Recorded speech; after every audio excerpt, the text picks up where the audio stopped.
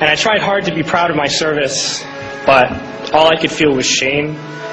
And racism could no longer mask the reality of the occupation. These were people, these were human beings. I've since been plagued by guilt anytime I see an elderly man, like the one who couldn't walk, who we rolled onto a stretcher and told the Iraqi police to take him away. I feel guilt anytime I see a mother with her children, like the one who cried hysterically and screamed that we are worse than Saddam as we forced her from her home. I feel guilt anytime I see a young girl, like the one I grabbed by the arm and dragged into the street. We were told we were fighting terrorists. The real terrorist was me, and the real terrorism is this occupation. Racism within the military has long been an important tool to justify the destruction and occupation of another country. It has long been used to justify the killing, subjugation, and torture of another people. Racism is a vital weapon employed by this government. It is a more important weapon than a rifle, a tank, a bomber, or a battleship. It is more destructive than an artillery shell, or a bunker buster, or a Tomahawk missile. While all those weapons are created and owned by this government, they are harmless without people willing to use them.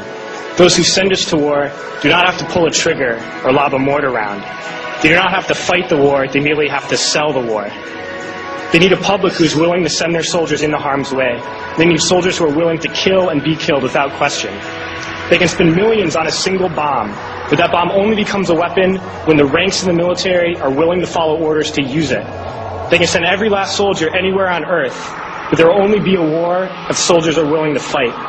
And the ruling class, the billionaires who profit from human suffering, care only about expanding their wealth, controlling the world economy.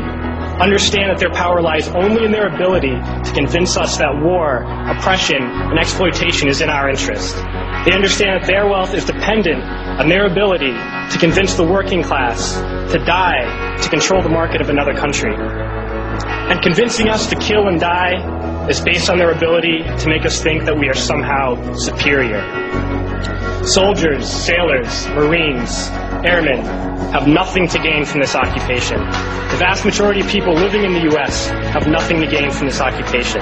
In fact, not only do we have nothing to gain, but we suffer more because of it. We lose limbs, endure trauma, and give our lives.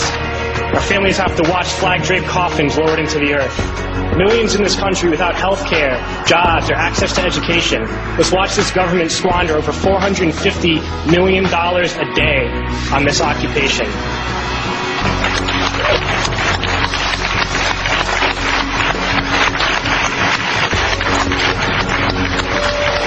Poor and working people in this country are sent to kill poor and working people in another country to make the rich richer. And without racism, soldiers would realize that they have more in common with the Iraqi people than they do with the billionaires who send us to war.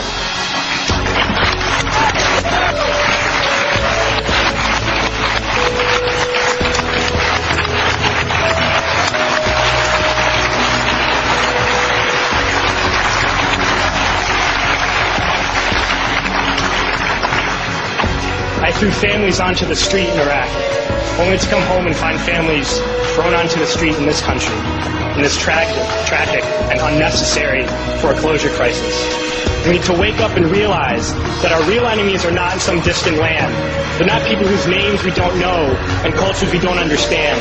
The enemy is people we know very well and people we can identify. The enemy is a system that wages war when it's profitable. The enemy is the CEOs who lay us off from our jobs when it's profitable. It's the insurance companies who deny us health care when it's profitable. It's the banks who take away our homes when it's profitable. Our enemy is not 5,000 miles away. They are right here at home. If we organize and fight with our sisters and brothers, we can stop this war, we can stop this government, and we can create a better world.